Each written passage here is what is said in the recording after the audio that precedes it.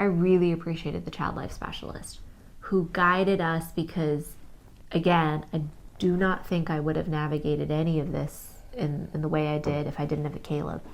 But I knew from the instant we brought her home, I didn't want this to be a scary experience for hospice.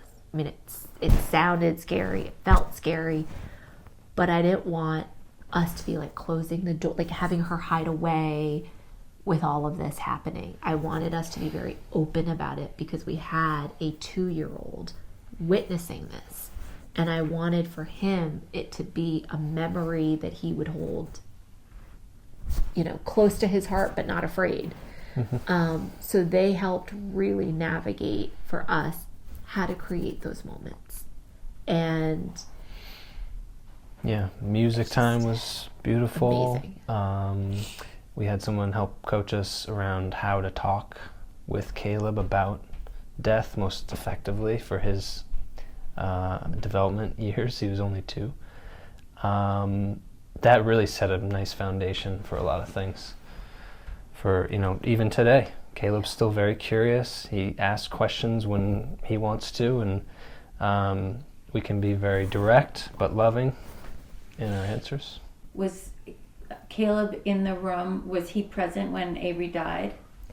So that he was not. And I think, those are one of those things where I wonder, would it have helped or not? But it is what it is. And I don't think we were mentally ready to kind of have him in the house while that was happening. But. Yeah, we were not. So instead we had him come in. He was with his grandmother at times just so that we could care for Avery. But when we knew that she was about to die, we had him come home and we did like a story. We just had like bedtime reading with him and her and looked up at the stars, which was the ceiling. And he read to her, and we had him give her a kiss, say goodnight, and he had his first, sleepover at his grandmother's house. And we sat vigil that night. So how do you talk about Avery now in your house? How is Avery present in your family? Certain, of course, anniversaries that come up, we're lighting candles, we're talking about her. I think she comes up very naturally. We don't push it. Her name isn't spoken every day, but sometimes Caleb just wants to light a candle at dinner, and some of it might be blowing out the candle. That's fun too, but I think there's a connection, and I think he even talked about Avery recently. I think she comes. It's one of those. I had a conversation with a colleague recently who asked me a similar question, and I said, she's with us the way obviously not as if she were alive, it would be very different, but she is brought into the conversation as a natural part of our family, right? I always say to Caleb, I love you, Avery, and Nolan. And so I do bring her up every day.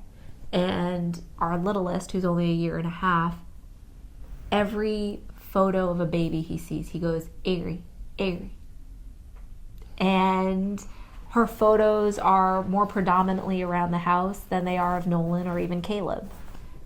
And we just, in a way that I never could have foreseen a month or even a year post her death, she is so beautifully integrated in a way that it's not like it's painful. And I think it's because from the outset of knowing she was going to die, we did not make it scary or dark or unspoken. Yeah, she's a sweet, just a sweet, beautiful thing that's part of the family. And she comes up when she does, and it's always right. Caleb was like listing all the people that he loves in the order in which he loves them. And he's like, number 1, Avery. Number 2, me. He goes, actually, I love myself first. And then Avery. And then Mama. And then Dad. That always switches. Whatever. And then Nolan. But he just brings her up. And it's like we don't have to force it.